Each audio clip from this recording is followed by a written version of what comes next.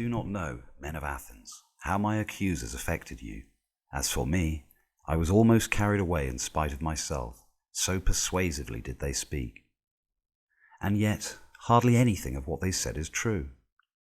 Of the many lies they told, one in particular surprised me, namely, that you should be careful not to be deceived by an accomplished speaker like me, that they were not ashamed to be immediately proved wrong by the facts when I show myself not to be an accomplished speaker at all, that I thought was most shameless on their part, unless indeed they call an accomplished speaker the man who speaks the truth.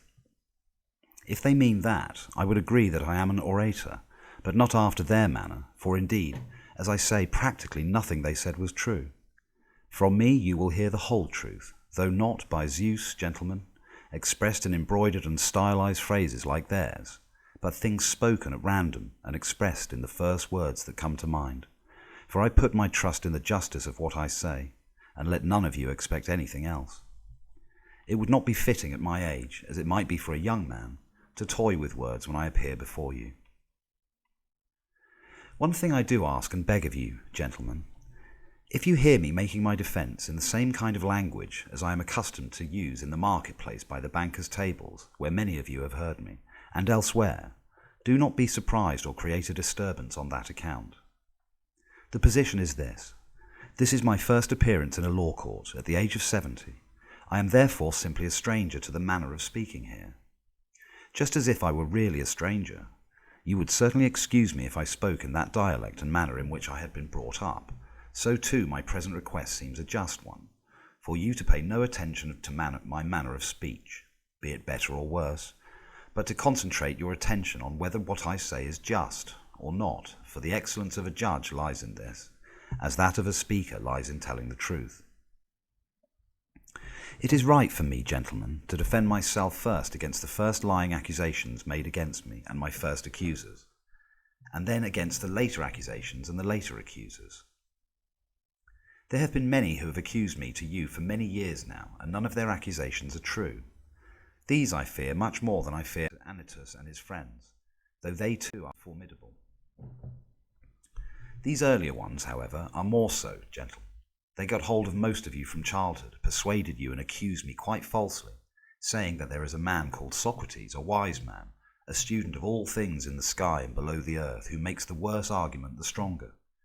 Those who spread that rumour, gentlemen, are my dangerous accusers, for their hearers believe that those who study these things do not even believe in the gods.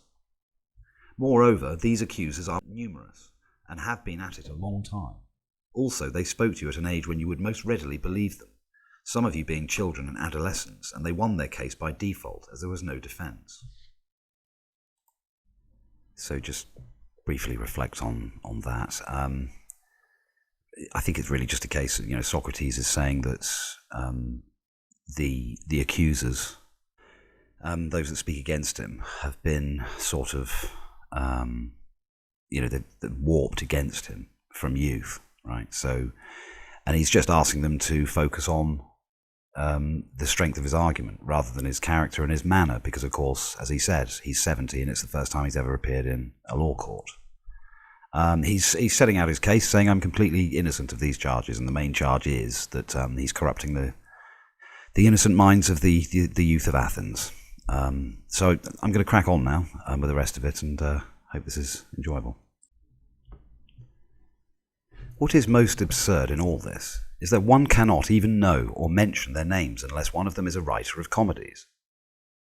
Those who maliciously and slanderously persuaded you, who also, when persuaded themselves, then persuaded others, all those are most difficult to deal with. One cannot bring one of them into court or refute him. One must simply fight with shadows, as it were, in making one's defence, and cross-examine when no one answers. I want you to realise, too, that my accusers are of two kinds. Those who have accused me recently, and the old ones I mention. And to think that I must first defend myself against the latter, for you have also heard their accusations first, and to a much greater extent than the more recent. Very well, then. I must surely defend myself and attempt to uproot from your minds in so short a time the slander that has resided there so long. I wish this may happen, if it is in any way better for you and me, and that my defence may be successful, but I think this is very difficult, and I am fully aware of how difficult it is. Even so, let the matter proceed as the God may wish, but I must obey the law and make my defence. Let us then take up the case from its beginning. What is the accusation from those from which arose the slander in which Meletus trusted when he wrote out the charge against me? What did they say when they slandered me? I must, as if they were my actual prosecutors, read the affidavit that they would have sworn. It goes something like this. Socrates is guilty of wrongdoing in that he busies himself studying things in the sky and below the earth. He makes the worse into the stronger argument, and he teaches these same things to others. You have seen this yourselves in the comedy of Aristophanes, a Socrates swinging about there, saying he was walking on air and talking a lot of other nonsense about things, of which I know nothing at all. I do not speak in contempt of such knowledge, if someone is wise in these things, lest Meletus bring more cases against me. But, gentlemen, I have no part in it, and on this point I call upon the majority of you as witnesses. I think it right that all of those of you who have heard me conversing, and many of you have, should tell each other if any one of you has ever heard me discussing such subjects to any extent at all. From this you will learn that the other things said about me by the majority are of the same kind. Not one of them is true, and if you have heard from anyone that I undertake to teach people and charge a fee for it, that is not true either. Yet I think it a fine thing to be able to teach people, as Gorgias of Leontini does, and Prodicus of Ceos, and Hippias of Ely. Each of these men can go to any city and persuade the young, who can keep company with any one of their own fellow citizens they want without paying, to leave the company of these, to join with themselves, pay them a fee, and be grateful to them besides. Indeed, I learn that there is another wise man from Paros who is visiting us, for I met a man who has spent more money on sophists than everybody else put together. Callias, the son of Hipponicus. So I asked him, he has 2 sons. Callias, I said, if your sons were colts or calves, we could find and engage a supervisor for them who would make them excel in their proper qualities, some horse breeder or farmer. Now, since they are men, whom do you have in mind to supervise them? Who is an expert in this kind of excellence, the human and social kind? I think you must have given thought to this since you have sons. Is there such a person, I asked, or is there not? Certainly there is, he said. Who is he, I asked. What is his name, where is he from, and what is his fee? His name, Socrates, is Evenus. He comes from Paras, and his fee is 5 minas. I thought Evenus a happy man if he really possesses this art, and teaches for so moderate a fee. Certainly I would pride and preen myself if I had this knowledge, but I do not have it, gentlemen. So here, what's going on with this bit? So he's basically saying that they're accusing him of being a teacher of wrong things, right? But he's actually denying any knowledge of anything, right? So that's one of his things, is that admission of ignorance is the highest wisdom. But what he is saying is that these sophists going around charging for their teaching, right? And he's got it in for the sophists because they're teaching people citizenry and how to make money and manage your kind of tactical social affairs. It's more sort of Machiavellian than the kind of lessons that Socrates offers, right, which are deeper, more abstract and philosophical, and more important, obviously, right, because they're to do with the key questions around justice and ethics and obviously the nature of reality and so on. But so Socrates is just saying, look, I'm not like these guys, right? So I'm not the one going around teaching anybody anything, because actually, in fact, all he's really quite generously doing, without charging a fee, is actually challenging other people's ideas. So anyway, let's get back to the text. One of you might perhaps interrupt me and say, but Socrates, what is your occupation? From where have these slanders come? For surely if you did not busy yourself with something out of the common, all these rumours and talk would not have arisen unless you did something other than most people. Tell us what it is, that we may not speak inadvisedly about you. Anyone who says that seems to be right, and I will try to show you what has caused this reputation and slander. Listen, then. Perhaps some of you will think I am jesting, but be sure that all that I shall say is true. What has caused my reputation is none other than a certain kind of wisdom. What kind of wisdom? Human wisdom. Perhaps. It may be that I really possess this, while those whom I mentioned just now are wise with a wisdom more than human. Else I cannot explain it, for I certainly do not possess it, and whoever says I do is lying and speaks to slander me. Do not create a disturbance, gentlemen, even if you think I am boasting, for the story I shall tell does not originate within me, but I will refer you to a trustworthy source. I shall call upon the god at Delphi as witness to the existence and nature of my wisdom, if it be such. You know Sheriphon. He was my friend from youth, and the friend of most of you, as he shared your exile and your return. You surely know the kind of man he was, how impulsive in any course of action. He went to Delphi at one time and ventured to ask the oracle. As I say, gentlemen, do not create a disturbance.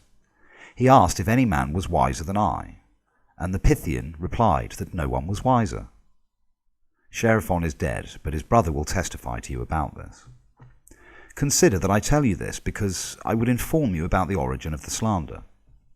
When I heard of this reply, I asked myself, whatever does the god mean? What is his riddle? I am very conscious that I am not wise at all. What then does he mean by saying that I am the wisest? For surely he does not lie. It is not legitimate for him to do so. For a long time I was at a loss as to his meaning. Then I very reluctantly turned to some such investigation as this. I went to one of those reputed wise, thinking that there, if anywhere, I could refute the oracle and say to it, "This man is wiser than I, but you said I was." Then, when I examined this man, there is no need for me to tell you his name. He was one of our public men. My experience was something like this. I thought that he appeared wise to many people, and especially to himself, but he was not. I then tried to show him that he thought himself wise, but that he was not. As a result, he came to dislike me, and so did many of the bystanders. So I withdrew and thought to myself, I am wiser than this man. It is likely that neither of us knows anything worthwhile, but he thinks he knows something when he does not, whereas when I do not know, neither do I think I know. So I am likely to be wiser than he to this small extent, that I do not think I know what I do not know. After this I approached another man, one of those thought to be wiser than he, and I thought the same thing, and so I came to be disliked by both him and by many others. After that I proceeded systematically.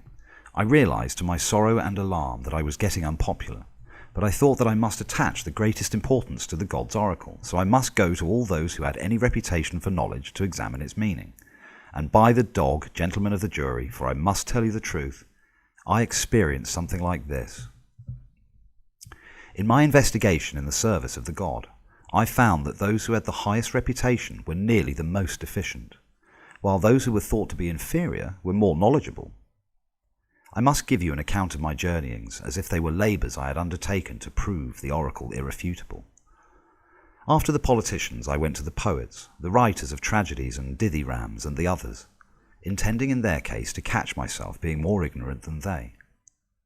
So I took up those poems with which they seemed to have taken most trouble, and asked them what they meant, in order that I might at the same time learn something from them.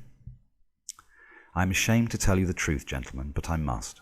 Almost all the bystanders might have explained the poems better than their authors could. I soon realized that poets do not compose their poems with knowledge, but by some inborn talent and by inspiration, like seers and prophets who also say many fine things without any understanding of what they say. The poets seem to me to have had a similar experience. At the same time, I saw that because of their poetry, they thought themselves very wise men in other respects, which they were not. So there again I withdrew, thinking that I had the same advantage over them as I had over the politicians. Oh man, this is awesome, isn't it? So basically, the oracle at Delphi has declared that Socrates is the wisest, right, in all Greece and beyond, probably. And he tries to deny that because, of course, his famous kind of premise that admission of ignorance is the highest wisdom. He says he knows nothing, right? But for some reason the oracle's saying, no, Socrates is the wisest, right? So he goes round, talks to the politicians, obviously, long story short, probably found their arseholes, right? So they're egoistic gits, just, and they're not wise, but they think they are, right? And then he goes on to the poets and finds that, he finds that, it's really interesting that he says they're kind of like prophets and seers who have these kind of divine visions, but don't really exactly know what they mean. much as we have dreams and symbolism contained therein and stuff. We can't quite explain what it's about. And the poets that he encountered anyway, thought they were wise, even though he found that they didn't understand their own poetry and that actually their audience had a better grip on it. So there's so much stuff here that there's comments there about aesthetics, the philosophy of art. It's just so rich with you could unpack any one of these sentences, but I'll carry on with the main material anyway because I'm getting into a bit of a rhythm here. So yeah, a bit more then. Finally, I went to the craftsmen, for I was conscious of knowing practically nothing, and I knew that I would find that they had knowledge of many fine things. In this I was not mistaken. They knew things that I did not know, and to that extent they were wiser than I. But, gentlemen of the jury, the good craftsmen seemed to me to have the same fault as the poets. Each of them, because of his success at his craft, thought himself very wise in other most important pursuits, and this error of theirs overshadowed the wisdom they had, so that I asked myself, on behalf of the oracle, whether I should prefer to be as I am, with neither their wisdom nor their ignorance, or to have both. The answer I gave myself in the oracle was that it was to my advantage to be as I am. As a result of this investigation, gentlemen of the jury, I acquired much unpopularity, of a kind that is hard to deal with and is a heavy burden. Many slanders came from these people and a reputation for wisdom, for in each case the bystanders thought that I myself possessed the wisdom that I proved that my interlocutor did not have. What is probable, gentlemen, is that in fact the god is wise, and that his oracular response meant that human wisdom is worth little or nothing, and that when he says this man, Socrates, he is using my name as an example, as if he said, this man among you, mortals, is wisest who, like Socrates, understands that his wisdom is worthless. So even now I continue this investigation as the god bade me, and I go around seeking out anyone, citizen or stranger, whom I think wise. Then if I do not think he is, I come to the assistance of the god and show him that he is not wise. Because of this occupation, I do not have the leisure to engage in public affairs to any extent, nor indeed to look after my own. But I live in great poverty because of my service to the god. Furthermore, the young men who follow me around of their own free will, those who have most leisure, the sons of the very rich, take pleasure in hearing people questioned. They themselves often imitate me and try to question others. I think they find an abundance of men who believe they have some knowledge but know little or nothing. The result is that those whom they question are angry, not with themselves, but with me. They say, that man Socrates is a pestilential fellow who corrupts the young. If one asks them what he does and what he teaches to corrupt them, they are silent, as they do not know. But, so as not to appear at a loss, they mention those accusations that are available against all philosophers about things in the sky and things below the earth, about not believing in the gods and making the worse the stronger argument. They would not want to tell the truth, I'm sure, that they have been proved to lay claim to knowledge when they know nothing. These people are ambitious, violent, and numerous. They are continually and convincingly talking about me. They have been filling your ears for a long time with vehement slanders against me. From them Meletus attacked me, and Anytus, and Lyson, Meletus being vexed on behalf of the poets, Anytus on behalf of the craftsmen and the politicians, Lyson on behalf of the orators, so that, as I started out by saying, I should be surprised if I could rid you of so much slander in so short a time. That, gentlemen of the jury, is the truth for you. I have hidden or disguised nothing. I know well enough that this very conduct makes me unpopular, and this is proof that what I say is true, that such is the slander against me, and that such are its causes. If you look into this, either now or later, this is what you will find. Let this suffice as a defence against the charges of my earlier accusers. After this I shall try to defend myself against Meletus, that good and patriotic man, as he says he is, and my later accusers. As these are a different lot of accusers, let us again take up their sworn deposition. It goes something like this. Socrates is guilty of corrupting the young and of not believing in the gods in whom the city believes, but in other new spiritual things. Such is their charge. Let us examine it point by point. He says that I am guilty of corrupting the young, but I say that Meletus is guilty of dealing frivolously with serious matters, of irresponsibly bringing people into court, and of professing to be seriously concerned with things about none of which he has ever cared, and I shall try to prove that this is so. Come here and tell me, Meletus, Surely you consider it of the greatest importance that our young men be as good as possible?" "Indeed I do.